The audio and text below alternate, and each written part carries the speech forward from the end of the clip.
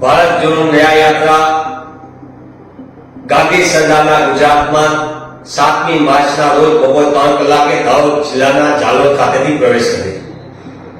કોંગ્રેસ પક્ષના રાષ્ટ્રીય નેતા અને આ દેશ બચાવવા માટે, સંવિધાન બચાવવા માટે જેમને ભેગ ધર્યો હોય તેવા રાહુલજી આપણી વચ્ચે આવી રહ્યા છે.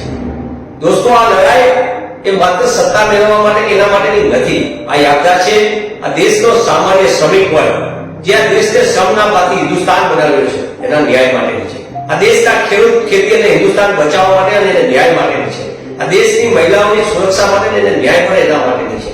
આ દેશની અંદર યુવાનોને રોજગારનો અધિકાર મળે તેના માટેની વાત છે. સમગ્ર દ્રષ્ટિએ આ દેશને સર્વાંગી વિકાસ થાય અને સામાન્ય માણસ જન ભાગીદારીથી ભારત નિર્માણ થાય તે વાત લઈને એ સિદ્ધાંત સાથે મહાત્મા ગાંધીના સત્ય અને અહિંસાના સિદ્ધાંતથી કોંગ્રેસ પક્ષના રાષ્ટ્રીય નેતા રાહુલજી આપણી વચ્ચે આવી ગયા છે. ત્યારે આપણી સૌની ફરજ બને છે, આવો દોસ્તો, આ રાજ્યની અંદર ભાજપાના જે કુશાસન છે, આઉટસોર્સિંગ અને કોન્ટ્રાક્ટના નામે આપણા યુવાનોનું શોષણ થાય છે, ફિક્સ પગારની નીતિના નામે શોષણ થાય છે, એમાંથી આપણા યુવાનોને બચાવી અને શોષણમાંથી મુક્તિ મળે. આવો આપણે ગુજરાતના ખેડૂત ખેતી અને ગુજરાતના ગામડાને બચાવવા માટે, આપણે ખેડૂતોના ન્યાય માટે આવી, મહિલાની સુરક્ષા માટે આવી. આવો આપણે સાથે મળીને રાજ્યમાં શિક્ષણના અધિકાર માટેની વાત કરી. આવો આપણે સાથે મળીને આરોગ્યની સેવાનો અધિકાર આપણને સૌને મળે એના માટે.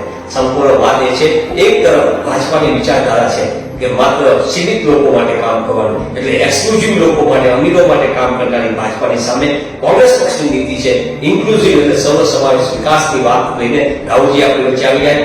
7મી માર્ચના રોજ બપોરે 3 કલાકે ઝાલોદ ખાતે દાહોદની ઐતિહાસિક ભૂમિ પર એનું આગમન થશે અને ત્યારબાદ રાહુલજી આપણી વચ્ચે સતત રહેશે, સતત વાત કરશે, જુદા જુદા સમાજના લોકોને મળશે, જુદા જુદા વર્ગના લોકોને મળશે, દરેકના ન્યાય માટેની સીધી વાર્તાલાપ કરશે. ત્યારે આપણે સૌ સાથે મળીને આ યાત્રામાં મોટી સંખ્યામાં જોડાય એ અપીલ કરી રહ્યો છું. આવો દોસ્તો, આપણે ન્યાયના યોદ્ધા બનીએ અને આ દેશ બચાવવાના યોગદાનમાં આપીએ.